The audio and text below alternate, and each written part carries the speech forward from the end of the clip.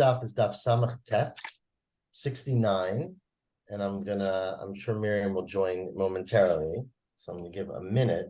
But just a reminder that tomorrow we are, God willing, going to learn in the morning at 7:45. I hope that works. I don't know whether I'll make it or not. Okay, well, we will wait for you for a few minutes and then start without you if you don't. So let's put it that way. We got to start thinking about a siyum. Yes, we do. I know you sent that message. I wasn't 100% sure if I was going to be here, but I probably will be. So we should do it. That's Shabbat, right? Yeah. Let's keep having the conversation. How about we'll start with that? But let's start. Miriam's joining us. So again, today's daf is daf samach tet.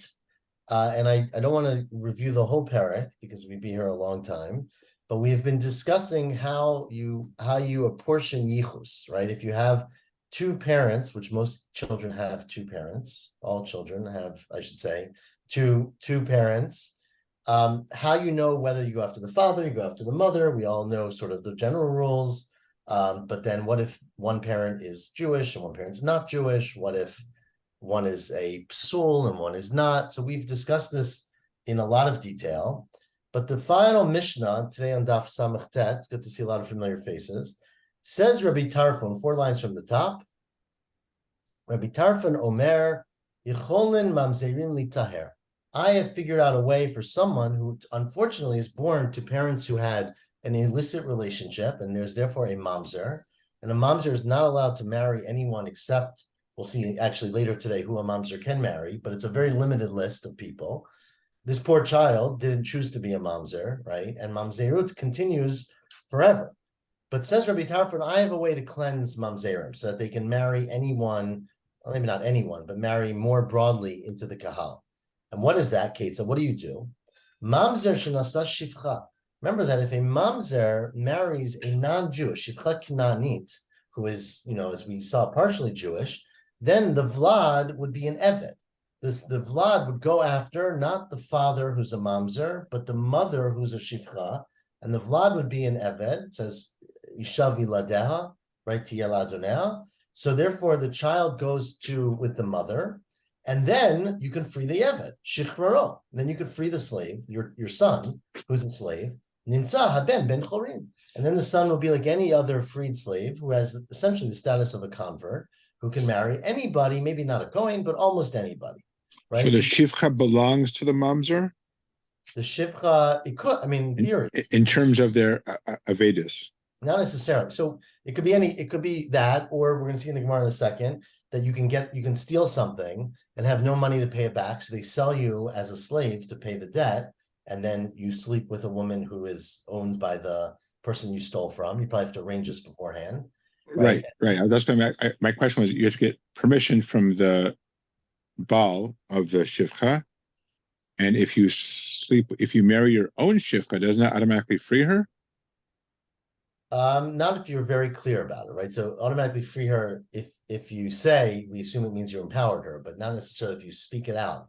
But let me just clarify. We're going to discuss this in the Gemara, that it's not so simple about who can sleep with a shifcha. Just to remember, we discussed this before. We're not going to discuss it so much today, but there was a machloket about whether a person who's a slave by choice is allowed to sleep with a shifcha, because we were worried, right, that people would just sell themselves into slavery and then they could have free reign and sleep with as many non-Jewish basically as they want, which is problematic for a few reasons. One is that they're not really Jews you're sleeping with, and we discourage that. But second of all, you have put yourself into that situation. So we're going to see in the Gemara whether this is something you can do or should do, but whether it works the chatchila or only b'diavad. But that is what Rabbi Tarfon's solution is, that a mamzer, maybe this applies to a woman, we'll see. A mamzer should marry or sleep with a shivcha, therefore the child will be a eved, and you could free that child, and then they basically become like any other convert. Rabbi Eliezer Omer, Hareza Evan Mamzer. Eliezer says, well, you basically keep the status of mamzer and you became a slave, so you really didn't gain anything. In fact, you worsened the position of that child. Ask the Gemara, Ibaylo, second wide line. Rabbi Tarfon lechatchila kamar or diavad kamar. Is Rabbi Tarfon saying you should do this, right? Or you can do this, meaning you should do the chatchila, or if you did it, the kid would be okay.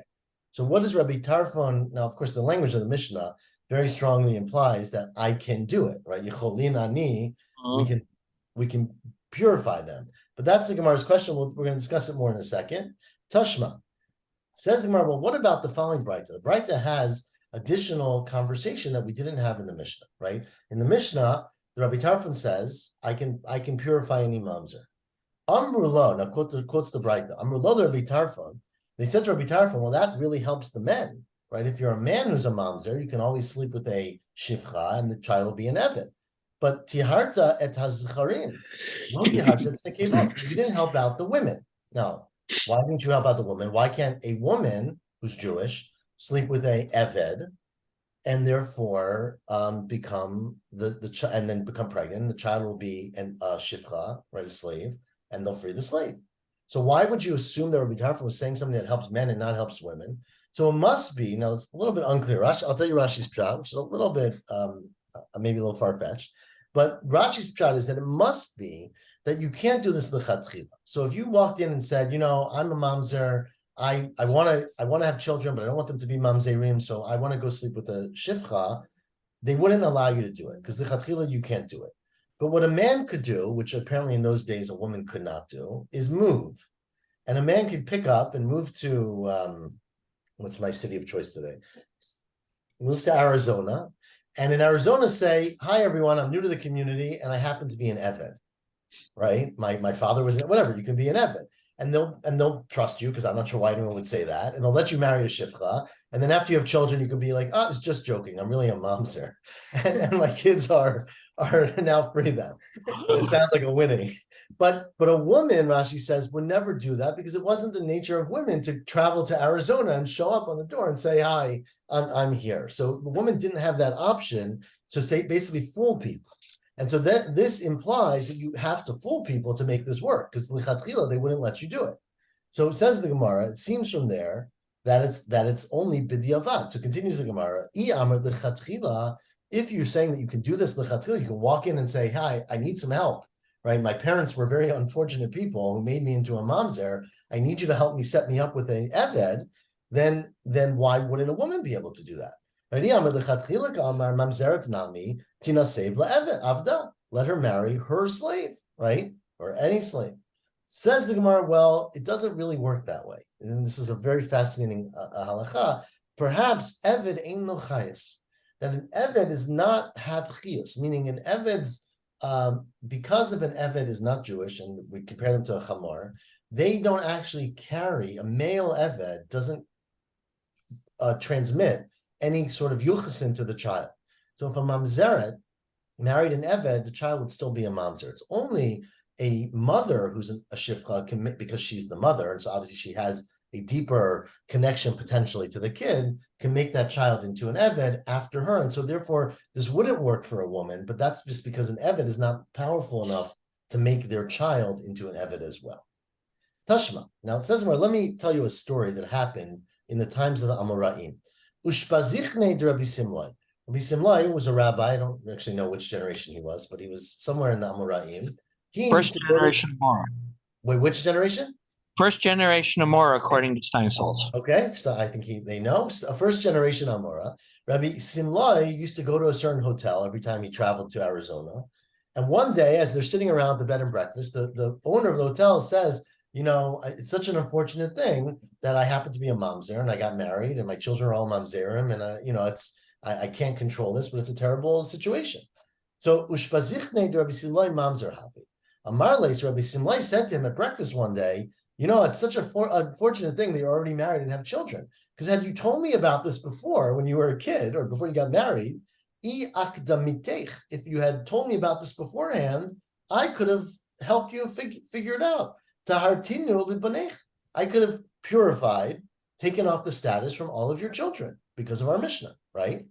Because he would have said, go marry a slave, and then your children will be avadim, and then you could free them. Now, says more, but that implies that he would have said to him, go do this, which implies you could do it lichatchila. So, if our Mishnah is something you can do originally, that's great. Right?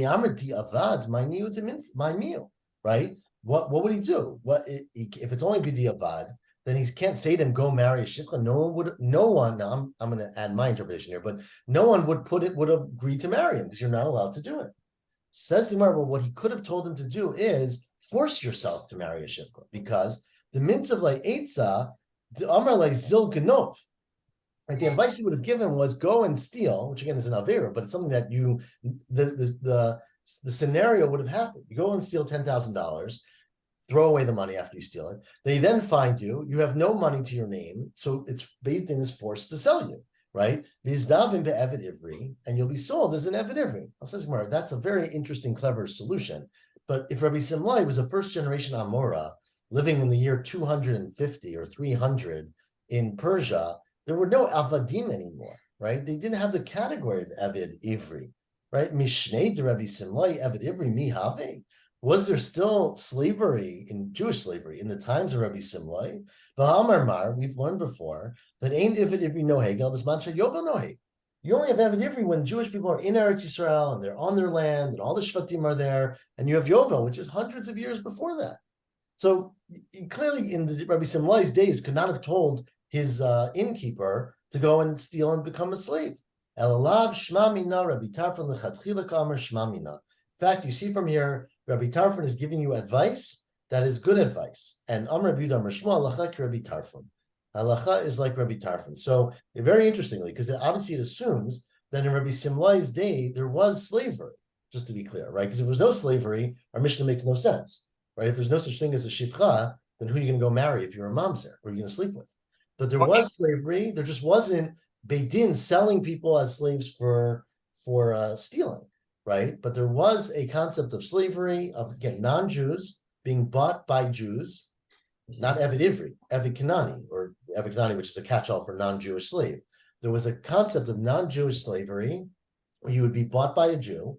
They would, remember, they'd have to convert, sort of convert, right? To accept mitzvot, go to the mikvah, do a brit milah if they were male, and that person can be married or slept with by a mamzer and therefore become tahor.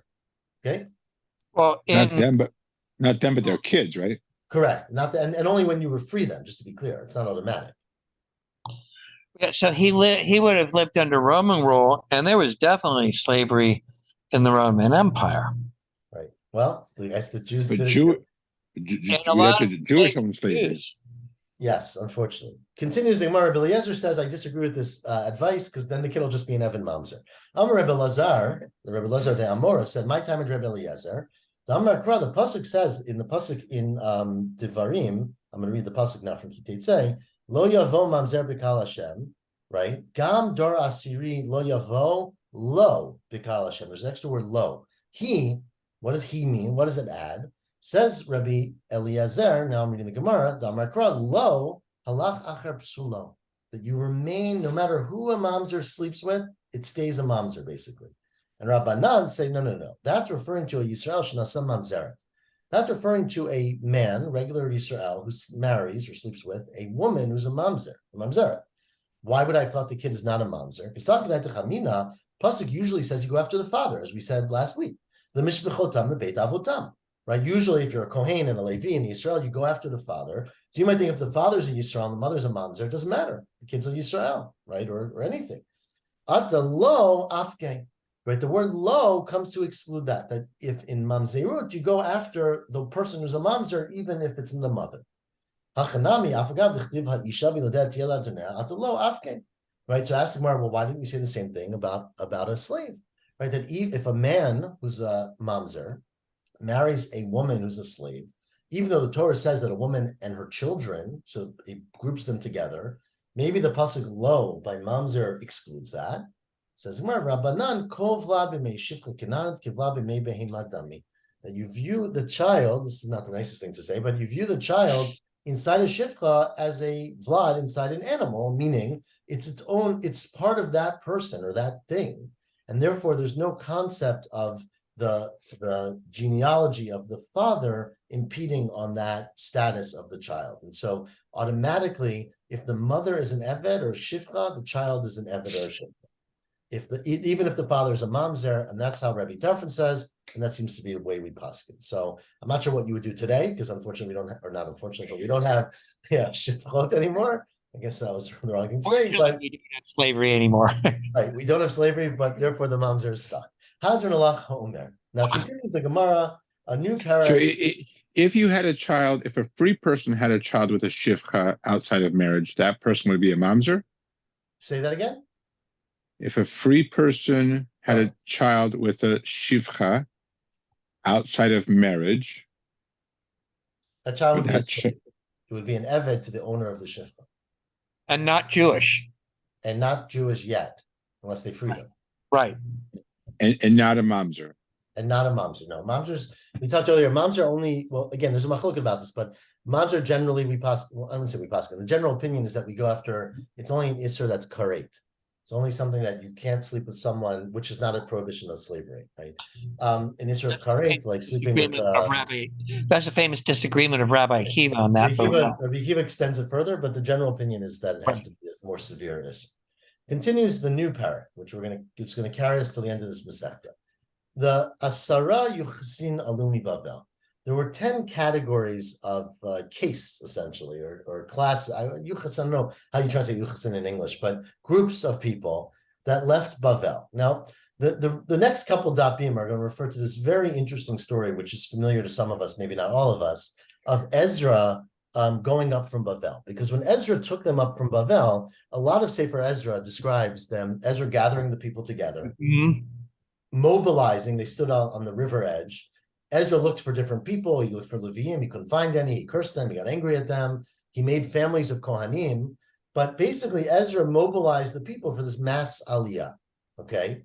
Now, Rashi here quotes an interesting opinion, which makes a lot more sense of our Gemara, that Ezra lived in Bavel. Ezra was from Bavel. He was very prominent.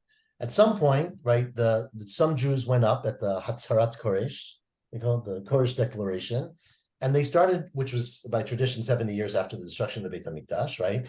And they started building a new Beit HaMikdash.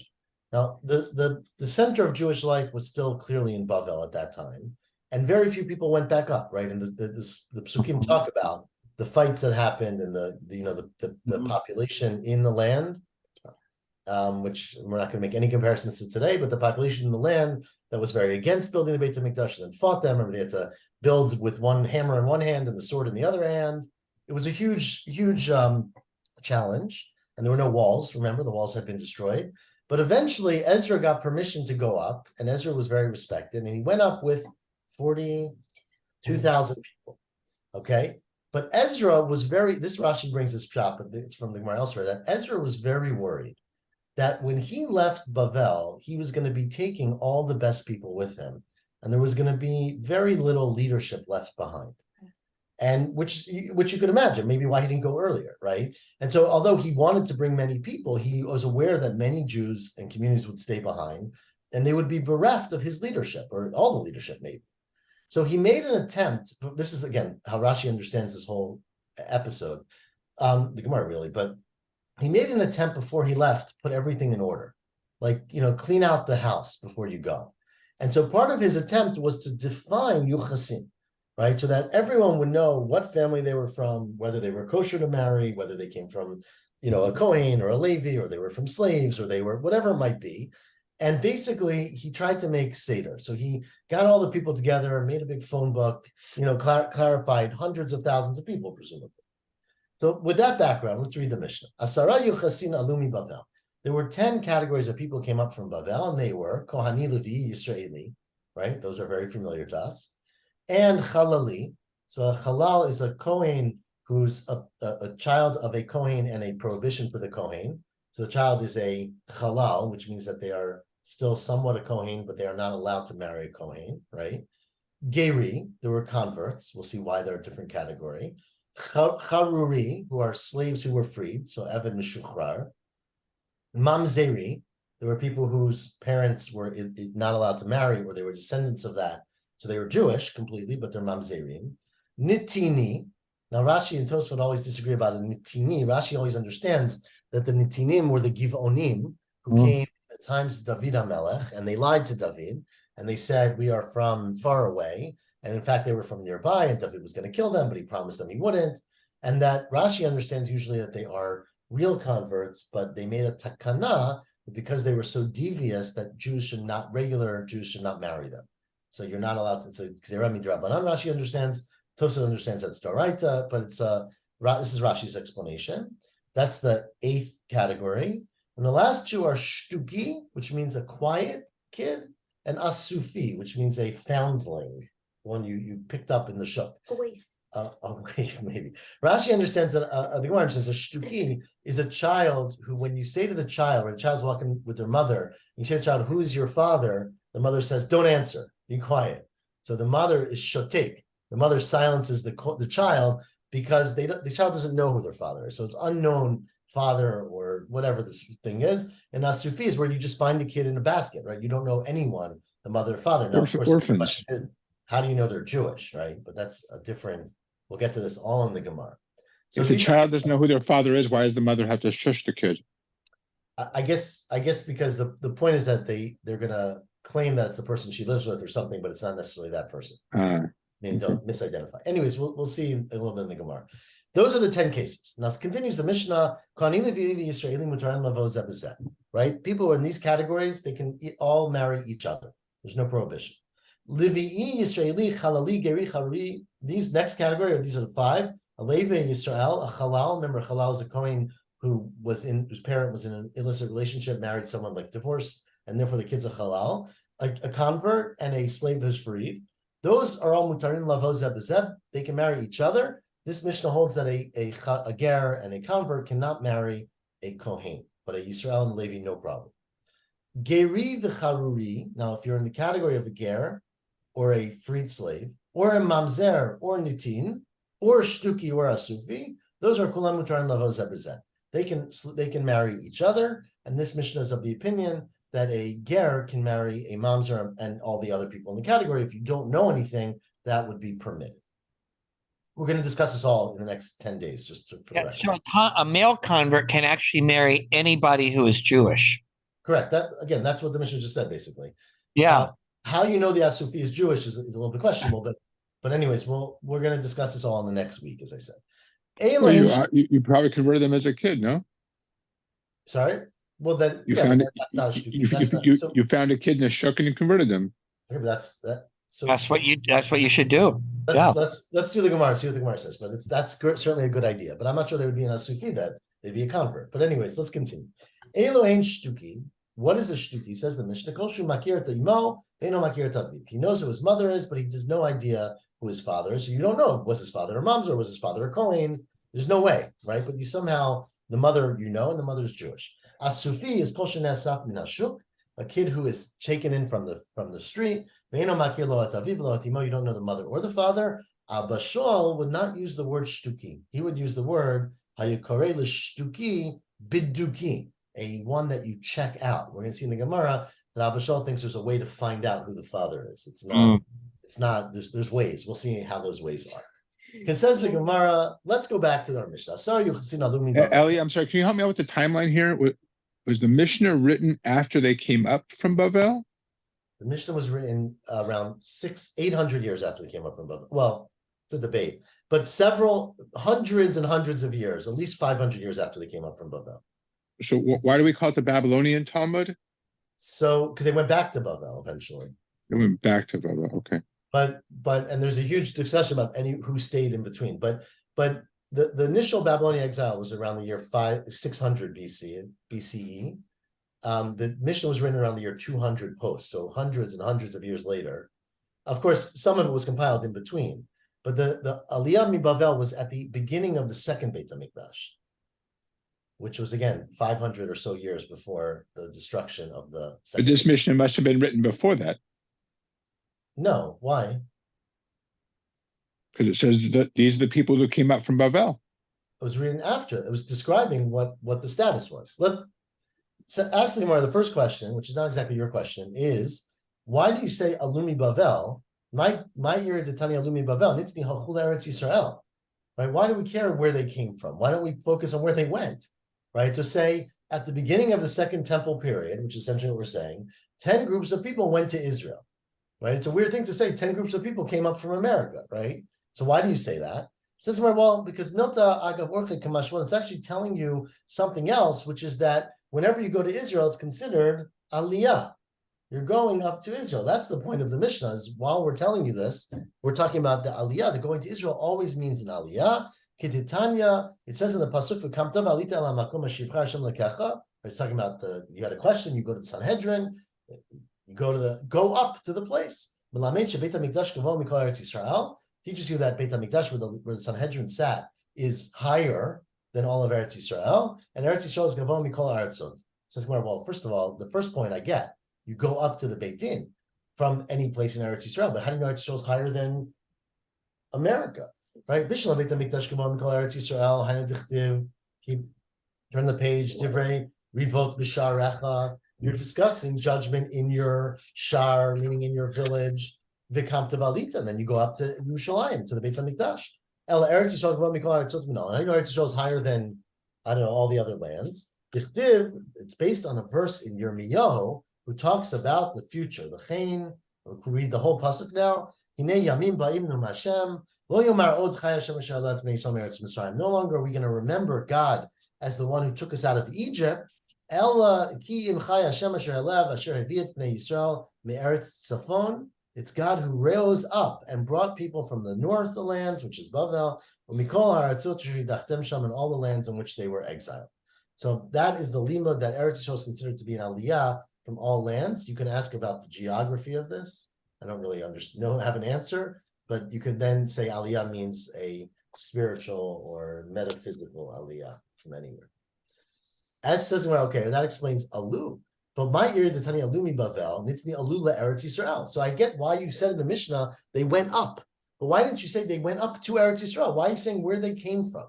Right? Why is the Mishnah focused, which I think it relates to James' question, on where they Bavel? Who cares about Bavel? It's very important to talk about Bavel, right? Nisayeh le Rabbi Elazar. This supports Rabbi Elazar. The Amar Rabbi Elazar. Rabbi Elazar said this is not every time the Jews travel that we know what's happening.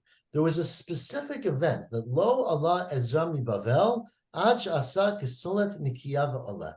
Before Ezra left Bavel, he wanted the status of Jews, which has not been an easy thing to deal with for 3,000 years, right? He wanted the status of Jews to be we'll call it Solet Nikiya, like clean flour.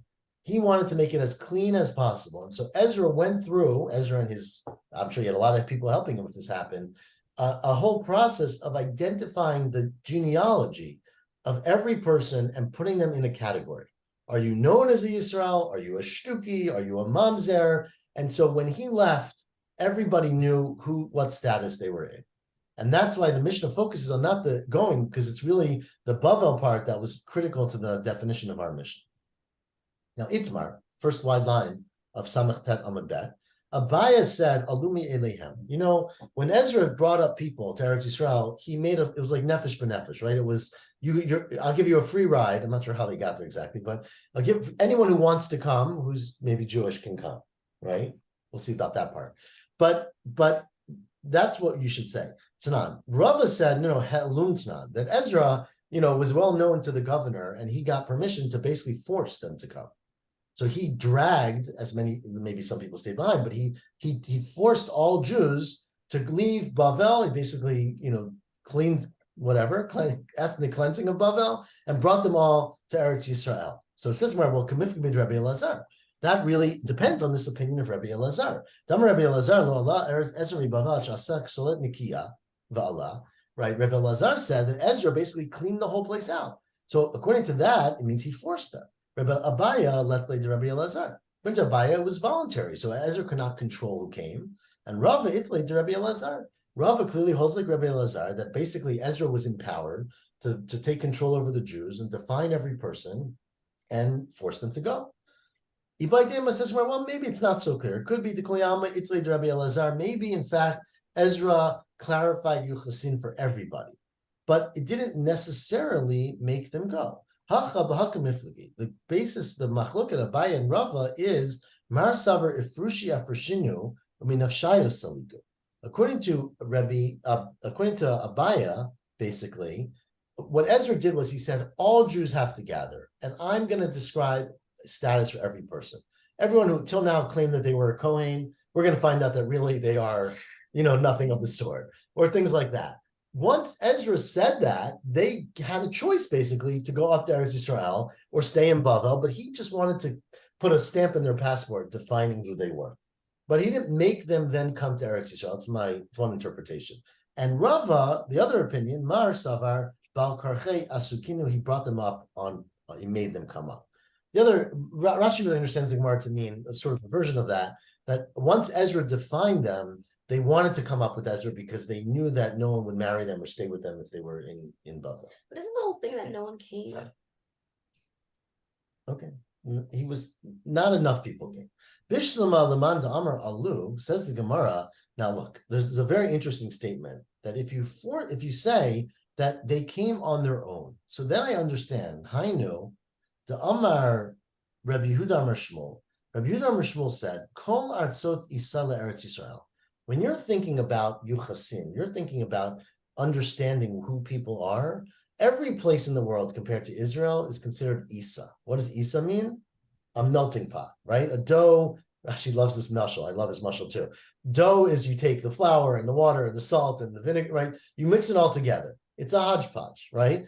And so in most places, people claim that there's something. No one really knows what they are, right? There was tremendous loss of integrity in genealogy outside of Israel.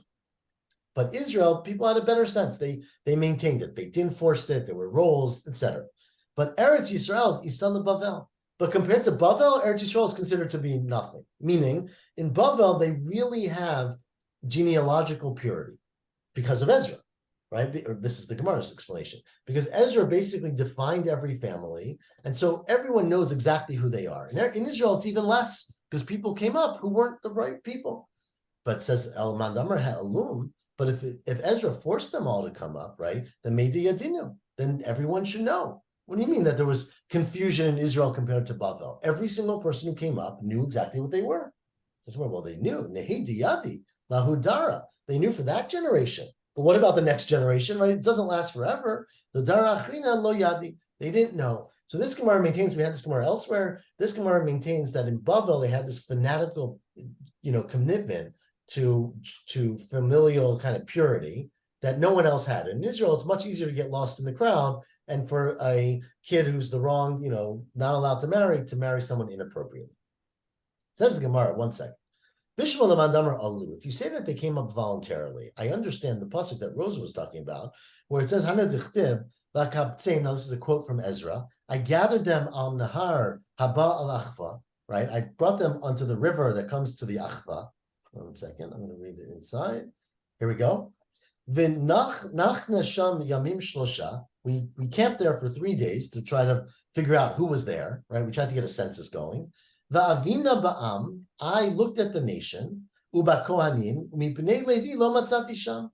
I looked at the people and I found no Levim, right? So this implies that Ezra had no idea who was coming up. He made a general call and said everyone gathered together. And when they gathered together, he had no idea who it was. So how can you maintain that Ezra forced the people to come and he had this whole plan? Clearly, there's not a big plan going on here, right? So if you say they came voluntarily, I understand. El Lamanda Amar Ha'alum, he made them come. Ha Mizar Zahiri. He brought all the people. That's what I want to know. He brought all the people who were of questionable yichus, meaning anyone who was like well established, he didn't bother them. But the ones who no one was really sure about, they were the first generation, no one knew where they came from. Ezra forced all those people to come to clarify who they were because he didn't want to leave behind a mess, basically, right?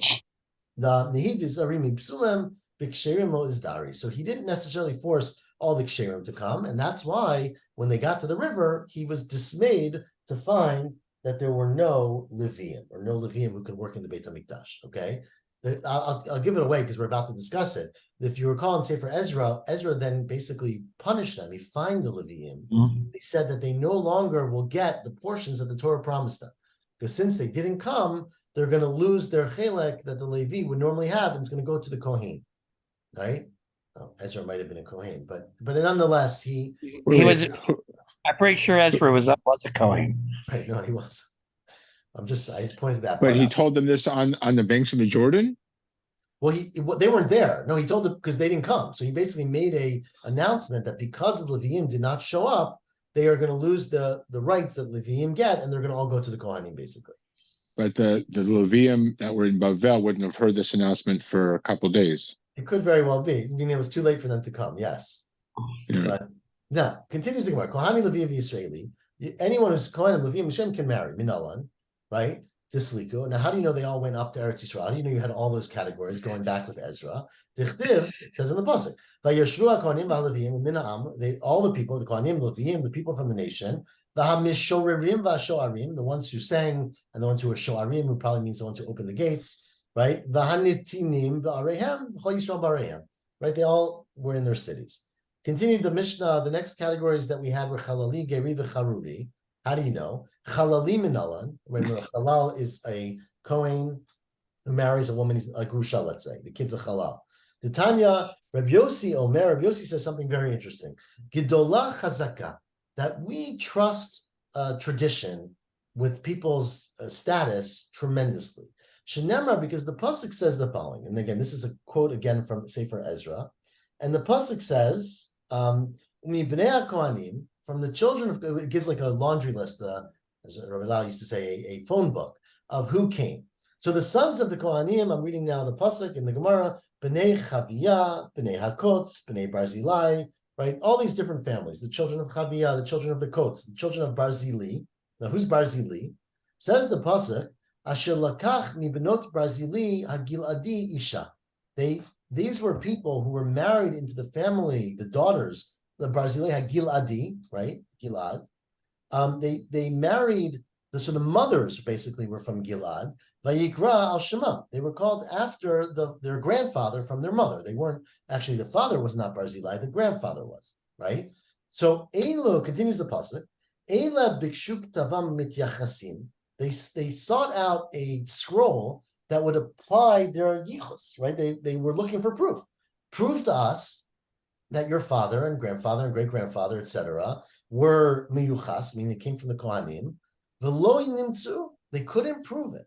They couldn't prove that they came from the Kohanim. And therefore, vayig'alu min ha'kuhuna, they were kicked out. They couldn't prove that they were Kohanim. And so Ezra stripped, for generations, they had been called up for the first Aliyah. They had been getting all the rights of Kohanim. And Ezra said, you can't prove it. And so I'm kicking you out of the Kuhuna. You're no longer considered Kohanim. Okay? Vayomer, right? And they said to him, Vayomer hatirshata lahem. Hatirshata said to them, who knows who hatirshata was? Nehemiah. Nehemiah was called hatirshata. Rashi quotes here the beautiful Gemara, the beautiful Yerushalmi, that Nehemiah was called hatirshata because Nehemiah had a job. He worked for the king in Bavel, and his job as the chief advisor was to always taste the wine before it went to the king to prove it wasn't poison. But of course, Jews are not allowed to drink wine. That's not kosher wine. They made an exception for Nehemiah. He was the Jew who was allowed to drink yain that is normally not allowed to be drunk. And so he was called Hatirshata, the one who was permitted. Okay? So Nehemiah said, he said to them. Is that the source for the halakha of Karov Lamelech? That you can violate all kinds of prohibitions if you're close enough to the king or ruler or president? I'm not really sure about. I know about all those things, but I never heard you can violate all kinds of things. But clearly, you violated one of them. Because Trump's daughter and son-in-law were allowed to travel in. I'm not so sure that's the source. But who knows? So, anyways, continues the pasuk. I don't know the answer exactly, but one day when I'm close to the king, Hatirshata said to them, "Asher lo yochlu mikodesh hakadashim." These family of Kohanim, they're being exiled from being Kohanim, and they can no longer eat the Kodesh HaKadashim ad Amod Kohen L'Urim V'Tumim. Until a Kohen comes back for the Urim V'Tumim, Rashi points out, the Urim V'Tumim was destroyed, or lost at the end of the first Beit HaMikdash. So there was no such thing as a Kohen with the Urim V'Tumim, which is like saying, until, what would you say Pigs today? fly. What'd you say?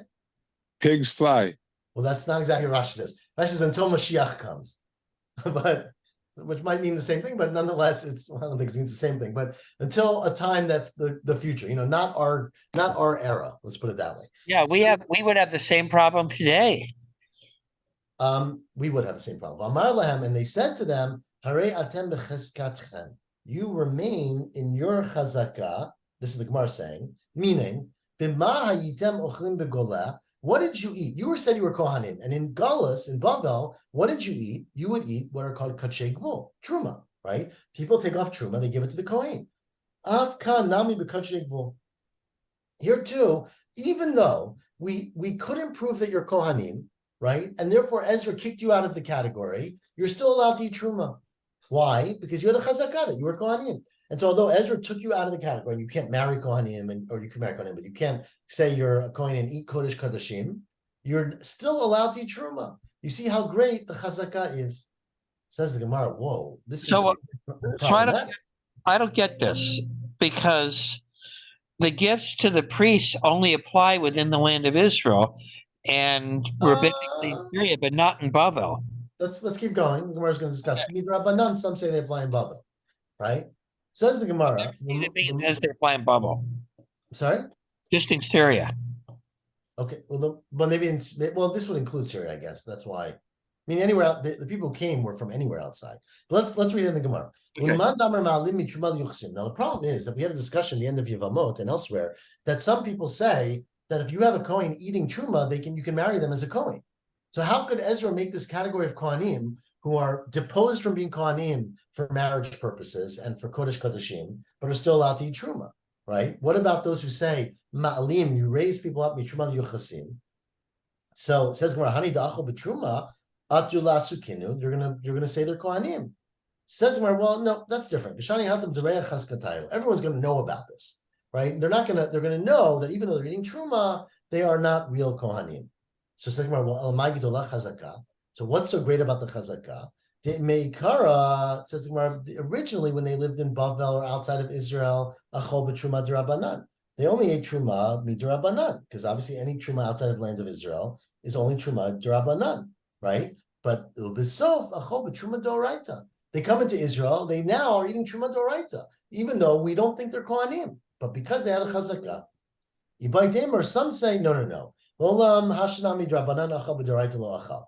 Still, same thing. Once they moved to Israel, they said to them, you can eat truma, but only truma midrabanan. Now, what's truma midrabanan in Israel? So remember, truma d'oraita only applies to the shiva minim, right? To grain and olives. But if you grow oranges, thank you, oranges, the truma on that is only drabanan. So that's all they can eat truma on, oranges from Yafo. When you go up from truma to yuchas, that's only midoraita. If you're eating truma d'oraita, but drabanan lo maskina. So what's so great? Because meikara in Bavel, you let them eat because you don't have to worry they're going to eat truma d'oraita. There's no such thing as truma d'oraita.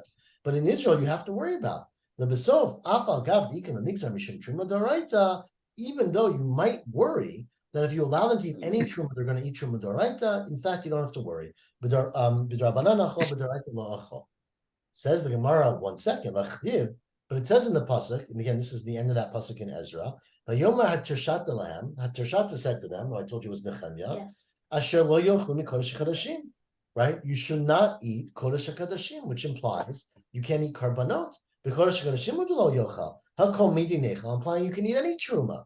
This is what no. Hakin kamar. This is what he meant to say. This is what it means. Lo midi de mikri kodesh. Lo midi de mikri kadashim. Don't eat kodesh and don't eat kadashim. Right? What's called kodesh? Lamidi de mikri kodesh, that's truma. Dichtiv v'chol zar lo yochal kodesh. It says by truma, a zar does not eat truma, cannot eat kodesh. And lo midi de mikri kodashim, and don't eat things that are kodashim, meaning the makra ubat kohen ki tiel yishzar he betrumat hakadashim lo tochel. That's referring to trumat hakadashim, which is truma or other higher levels. And Amar Mar, we explained that means muram min hakadashim lo tochel. Don't eat things that are taken off from karbanot, meaning the matnot kuna, the chazeh and the shok, and the things that are taken from karbanot, you can't eat those. So basically, what haTirshata was saying was that you cannot eat truma d'oraita, you cannot eat karbanot kodshim, but you can retain the status of eating truma midrabanan, because since you have a chazakah, we'll give you that chazakah, but since you can't prove your kohanim, you basically lose status of kohanim for every other purpose. Tomorrow, which is a long daf, as you probably noticed, but we're going to go quickly with a lot of attention. We will continue the next categories in the Mishnah and a lot of discussion about different groups of people getting married. So there's an interesting discussion in Shavit in the Yerushalmi about whether the tithes are actually were actually deraita when they returned. But they agree that everybody took them on as if they were deraita. So that may be relevant here. Yeah, it's all very, very interesting. Yeah. I just wanted, before we forget, tomorrow morning we're meeting at 7:45 a.m. on Zoom. I hope everyone can join. Apologize if you can't. And from now And you'll on, finish by 8:30? Sorry? You'll finish by 8:30? I will try very, very much my best to be finished by 8:30. Can't promise, but we'll get there. Yeah, we'll finish by 8:30. God willing, I'm going to be away next week. I can record maybe ahead of time or record from there. I'm planning on going to Israel, so I hope I'll be okay and safe, but probably won't be on Zoom. Okay. Take us all with you. And I hope, and then I'll be back the next week, hopefully. And Who gonna are you about seeing visiting the there? following. 8:30 p.m. on Saturday, 7:30 p.m. on Saturday night would be about 3:30 a.m. Israel time. You could do it.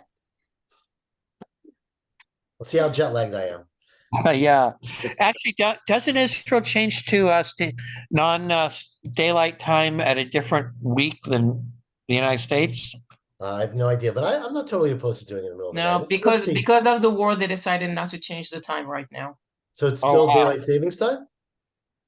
So it's 7, Yeah, so 2:30 a.m. That's not so bad. Well, let me see. We'll be in touch. If not, God willing, I'll try to record it and then we'll see. Okay, everyone, have a great week. I'll meet tomorrow you. morning. You have Thank 5 you. minutes to help me with the timeline again? I'm sorry? You have 3 minutes to help me with the timeline again? Yeah.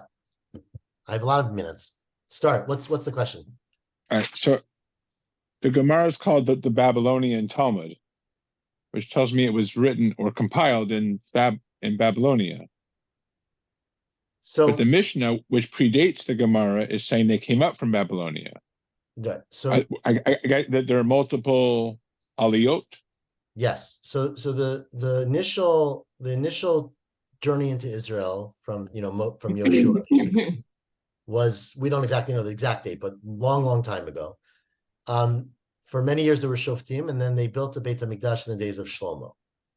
That Beit HaMikdash sat and lasted for, the Gemara says, 410 years, but for hundreds of years, and culminated in the destruction by the Babylonians of the first Beit HaMikdash, Nebuchadnezzar. 11 years or so before the destruction of the Beit HaMikdash, Nebuchadnezzar exiled the people called the Chirish and the Masger. The how do you translate it? Like the educated, the workers, right? The professionals. And the Gemara says that was a great thing because they basically, it was a terrible thing, but it ended up being a blessing because they were the scholars. Like he tried to take all the respectable people in society out to diminish the society, but they ended up building a structure for Jewish life in Bavel, so that when the Beit HaMikdash was destroyed a few years later, and everyone was exiled to the Naharot Bavel, there were already established some Jewish infrastructure in Bavel.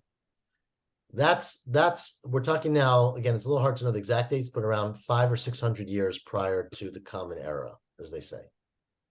That we know a little bit about that history, and that's when Esther happened during that time at some point. But at that point, the Pasuk and the Ketuvim speaks about the decree of Koresh that allowed them to go back and rebuild the Beit HaMikdash. So people went back to rebuild the Beit HaMikdash. Sometime later, Ezra, who was a executive or whatever the position is with Koresh, or Daryavish, was allowed to bring back many thousands of people and many dollars to strengthen the Jewish settlement. And the Gemara both faults Daryavish, but also credits him for listing exactly how much money he gave to rebuild it, right? The list of how much wood and oil, etc. And Ezra went up from Bavel to strengthen the second Beit HaMikdash and to reinvigorate Jewish life in the land of Israel. And that was about when? According to the Jewish sources, it was around 450, even less, around 400 years before the Common Era. But according to non-Jewish sources, the Hatzarat Koresh was thinking the year 536, if I'm correct. So 100 or so years before that. There's a little bit of a gap between our sources and other sources. but Yeah, hundreds of a lot years. of uncertainty there. So then Ezra was the person who came back. We lose history for a couple hundred years then, and then it picks up again at the Hashmonaim, who were around 150 years or so, 100 years before the Common Era, and that's where the first Tanaim show up. So the early Tanaim, Shimon ben Shetach, and those kind of Shmai and Naftalian are around that time, and then the Tanaim continued for several hundred years, couple hundred years.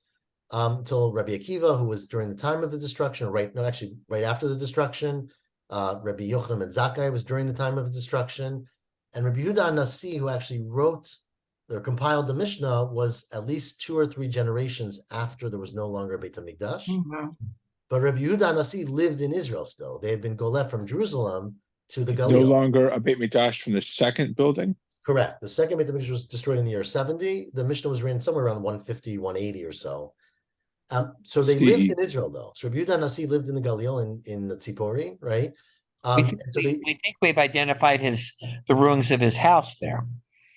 Correct. So after that time, Rabbi Yehuda Nasi had a very big student named Rav, right? And Rav left Eretz Yisrael and went to Bavel and became the father of. Why? Probably because they were being killed and persecuted, but I don't exactly know. Interestingly, when Rav came to Bavel, most of what I'm telling you I know. Some of it I'm making up at the edges because I don't remember the exact details. But when Rav came to Bavel, he found a counterpart named Shmuel. And it seems that Shmuel was always in Bavel, meaning Shmuel either was born there and his father, Mar Shmuel, Mr. Shmuel's father, was from Bavel, and that there was a long tradition of people already in Bavel, maybe from that first Beit HaMikdash. It's not really clear when they came. But most people, like Rav, were exiles from the students of the Tanaim, and they recreated Torah in Bavel. And then the Babylonian Talmud was put together around 200 years later, but it recounts basically the teachings of Rav and Shmuel and their descendants for the next couple hundred years. So it was even after that first Aliyah, there was still a major center in Bavel. So it's not that part's not. There's a lot of discussion through the second commonwealth of the temple.